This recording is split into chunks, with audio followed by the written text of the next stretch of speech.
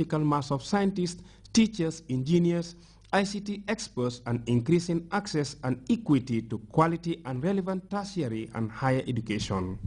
The launching workshop of this project has coincided with the final stages of the experts' review of the tertiary and higher education policy and the National Science, Technology and Innovation Policy pronouncements and strategies on teacher education and training, research and development, distance learning, and ICT in education. The one-day tutorial was convened by Teresina Fernandez, the head of the African Virtual University Delegation, and our Senegalese counterpart, Bakary Diallo. We are here to launch this important project, which is a AVU Multinational Support Project Phase 2. We have been in contact with the Gambia since 2011 to start this project, and we are very pleased to learn. We have been very pleased to learn that the Gambia was interested to participate in the project, and we are pleased to be here. And we will be presenting soon, just after these overall remarks, the project in general, so everyone in the Gambia knows what we will be doing here. The AVU is credited with establishing the widest e-learning network of 53 tertiary institutions in more than 30 countries beyond language in Anglophone, Francophone, and Lusophone Africa. Today, the Gambia makes it the 16th signatory to the AVU Member State Charter. The AVU multinational project is funded by the African Development Bank. Louis Mendy, GRTS. The U.S. ambassador to the Gambia, Edward M. Alford, has hosted a cross-section of media personalities to an informal gathering at his Fajara residence in observance of World Press Freedom Day. Our Ibrahim Jata was there, and he prepared this report. Freedom Day, and the U.S. Embassy goes at full steam in Washington's footsteps, hosting a wide range of journalists and personalities in the media fraternity. At his resplendent Fajara residence, the U.S. Ambassador, Edward M. Alford, emphasized that a free and independent press is one of America's core values. This past Saturday night, President Obama himself honored the media at the annual White House Correspondents' Dinner in Washington.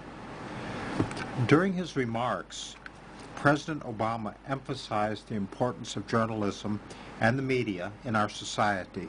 It could be about fortifying core values, yet this is really an informal meeting of what has turned out to become a rather prolific relationship between the Gambia Press Union and the U.S. Embassy. Here, Ambassador Alford pledges more support for the media community in the country. We will continue to support you and your important work. That is the U.S. and the U.S. Embassy and the U.S. government and the American people, look forward to continuing our relationship with the Gambia media community.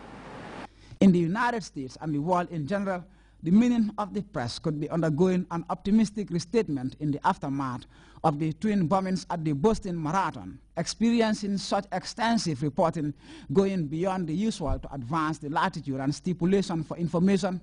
Events quickly underscored the central role of the media in a crisis-prone era. Specifically referencing the media's role in covering those recent tragic bombings in Massachusetts, in Boston, at the Boston Marathon. And President Obama said, and I quote, "When their communities and the wider world needed them most, they were there, making sense of events that might at first blush seem beyond our comprehension." And that's what great journalism is. And that's what great journalists do. The U.S. emissary paid homage to the important task carried out by reporters across the world. Several journalists also delivered statements at the occasion designed to impel press freedom. Informal yet engaging, Ambassador Alford sparred with a few questions from journalists. They include one about the USA's issue with WikiLeaks' Julius Assange, preserving fundamental values the media encompassed. Is there a contradiction here? The U.S. emissary perceives none. Is there a contradiction between WikiLeaks and the way the American government handles that in press freedom? First of all, the law was in effect that he broke long before then. We all know it. We're briefed on it about classified information.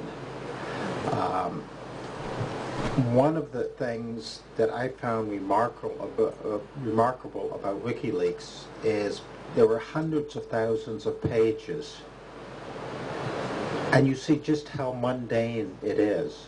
Meanwhile, as the world celebrates this critical principle of free will, the media terrain is fast changing pace and shape. Today, the online spectrum accords such promise and possibilities, leaving many to speculate on what the future holds for journalism.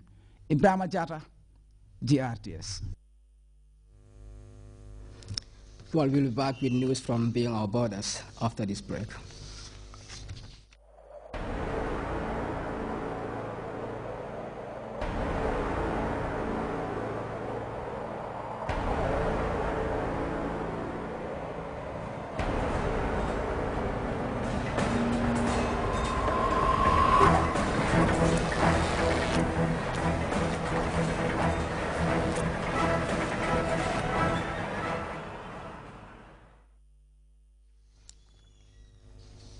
Welcome back. Strong winds in extremely dry conditions and wildfires raining havoc on the southern coast of the United States. Mandatory evacuations have already been ordered in South California, which lost 11 homes to the inferno and 1,000 more are threatened. While rain is expected, heavy dry winds are driving the fires uncontrolled amid ongoing evacuations. Friday afternoon in Ventura County, that's near Los Angeles. We learn more from CNN's Kyung La. An uphill battle, scorching heat, swirling winds, devouring brush shriveled by drought and anything else in its path.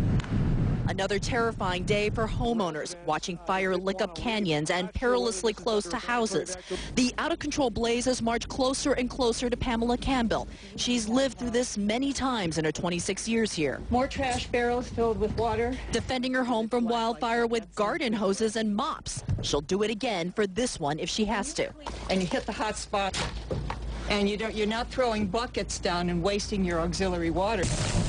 Ventura County Fire Captain Scott Torre says crews were ready but stunned by the ferocity of this early blaze. Captain, we should be having this conversation in October. Why are we having it in May? I wish I could tell you. California, as we know, is known to have droughts. My understanding is, and I'm not exact on this number, but we've only received 1/4 of the snowfall that we normally get.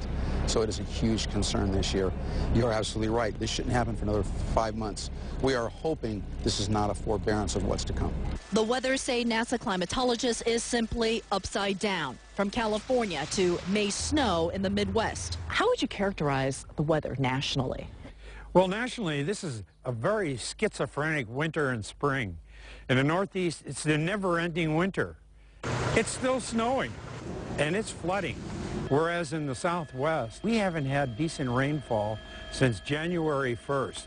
Does that alarm you as a climatologist looking at this schizophrenic weather pattern? We have seen conditions like this in the past, but what is really different here in the West is over the last 50 years, the population of the American Southwest has quadrupled. And so there are more and more housing developments, there are more and more communities in harm's way. Are you exhausted thinking about your summer? Yes, I think we all are going to be.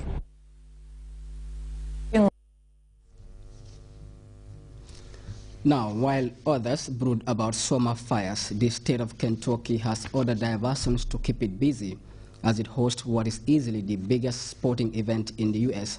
after the Boston Mayhem. The Run for the Roses, Kentucky's famous 139 Derby horse race, is all set to kick off today. But organizers have more than an anticipated crowd of 150,000 to keep them engaged. Security is priority number one on race day, with memories of the Boston Marathon still alive. In Louisville, Pamela Brown tells us what has changed from last year to date.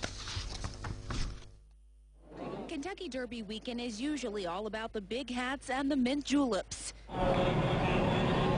And of course, the horse races. But nearly 3 weeks after this sporting event ended in tragedy, folks here are thinking about more than just waging their bets. Is what happened in Boston on your mind today at all? Yes, it definitely is on my mind, just for the fact that it's such a large crowd, and you just never know how people's intentions